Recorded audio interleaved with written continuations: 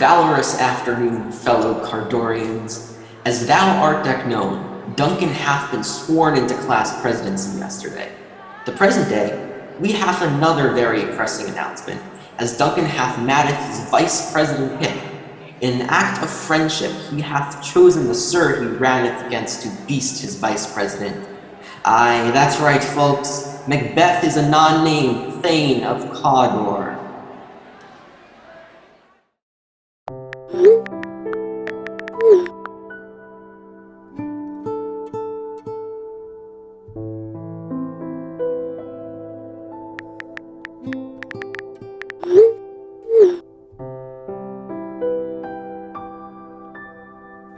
They met me in the day of success, and I have learned by the perfectest report they have more in them than mortal knowledge. When I burned them in desire to question them further, they made themselves air, into which they vanished. Whiles I stood wrapped in the wonder of it came missives from the king, who all hailed me Thane of Cawdor, by which title before these weird sisters saluted me, and referred me to the coming on of the time, with Hail, King that shalt be. This have I thought good to deliver thee, my dearest partner of greatness, that thou mightst not lose the dues of rejoicing by being ignorant of what greatness is promised thee. Late to thy heart, and farewell. Clamous thou art, and Cawdor, and shalt be what thou art promised. Yet I do fear thy nature. It is too full of the milk of human kindness to catch the nearest way. Thou wouldst be great, art not without ambition, but without the illness should attend it. What thou wouldst highly, that thou would holily. Wouldst not play false, and yet wouldst wrongly win. Thou'st have great clamous, that which cries, thus thou must do, if thou have it, and that which rather thou dost fear to do, than wish should be undone.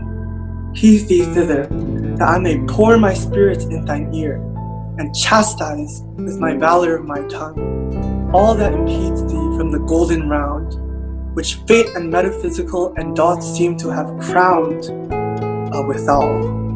What is your tidings? The king comes here tonight. Thou art mad to say it. Is not thy master with him who wert so, would have informed for preparation? So please you, it is true, our Thane is coming.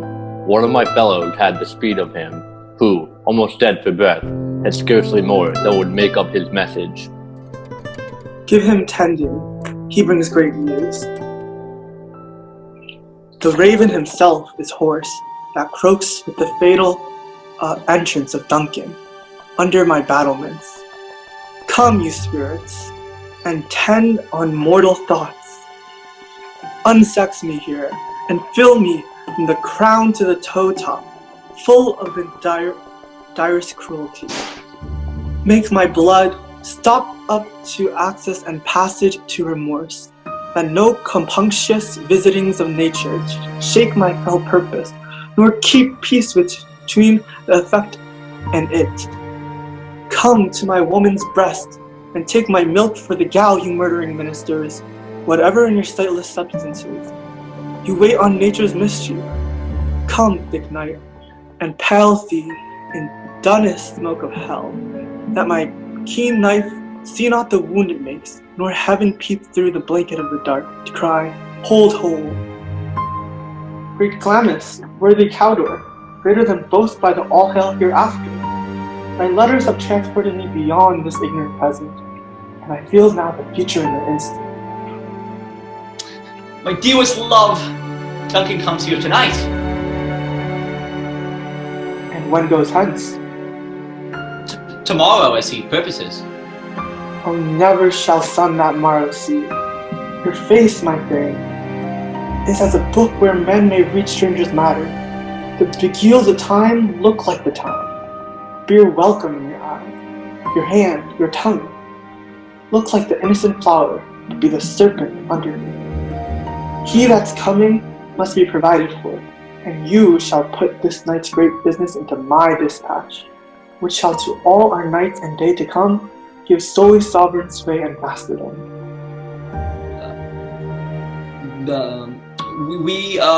We will speak further.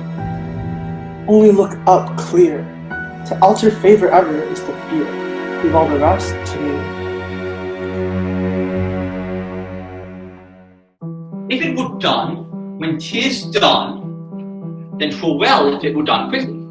If the assassination could trammel up consequences and capture his Ruiz success, that but this blow might be the be-all and end-all here.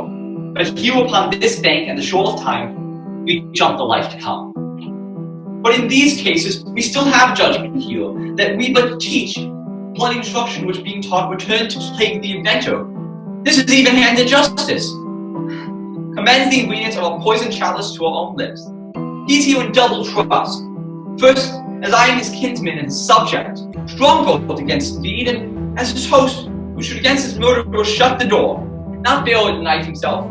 Besides this, Duncan hath borne his faculties so neat, hath been so clear in his great office, that his virtues will plead like angels, trumpet-tongued against the deep damnation of his taking off, and pitied like a naked newborn babe, striding the lap of heaven's cherubim horse. Upon the sightless coils of the air shall blow the horrid deed in every eye, the tears shall drown the wind. I have no spur, but to prick the signs of my intent, but only vaulting ambition, which all leaps itself and falls on the other. Oh, how now? What's news? He has almost supped. Why have you left the chamber? Hath he asked for me? Know you not he has? We will proceed no further in this business. He hath honored me of late, and I have brought golden opinions from all sorts of people, which would be worn now in their newest loss, not cast aside so soon. Was the hope drunk wherein you trust yourself? Had it slept since, and wakes it now to look so green and pale at what you did so freely? From this time such I account thy love. Art thou afeard to be the same in thine own act and valor as thou art in desire? Wouldst thou have that which thou esteemest the ornament of life, and live a coward in thine own esteem? Letting I dare not wait upon I would, like the poor cat in the adage. Prithee, peace! I dare do all that, may become a man. Who dares do none, may done is more. What beast was it then that made you break this enterprise to me? When you durst do it, then you were a man. And to be more than what you were, you'd be so much more the man. Nor time nor place did then adhere, yet you would make both. They have made themselves, and that their fitness now does unmake you.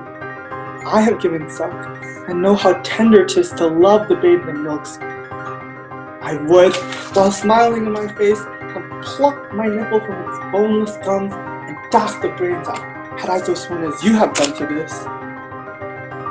If we should fail, We fail, but screw your courage to the sticking place and will not fail. When Duncan is asleep, would you rather shall his day's hard journey soundly invite him? His two chamberlains will I with wine and mass so convince, that memory, the water of the brain, shall be a fume, and the receipt of reason a line by line. When in swinish sleep their drenched nature lies as in a death, what cannot you and I perform, the unguarded Duncan? Ha ha ha ha! What not put upon his sponges officers, who shall bear the guilt of our great foe? Ha ha ha!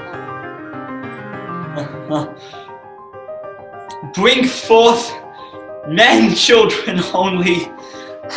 For thy understanding, metal should only compose nothing but males. Will it not be received when we have marked those sleepy two of his own chambers, and used the very daggers that they haven't done in it? Who dares receive it other? Ha ha ha ha! As we shall make our griefs and clamor roar upon his death. I am settled, and end up each corporal agent to this terrible feat. Away, and mock the time with the fairest show. False face must hide, but the false heart doth know. 哈哈哈。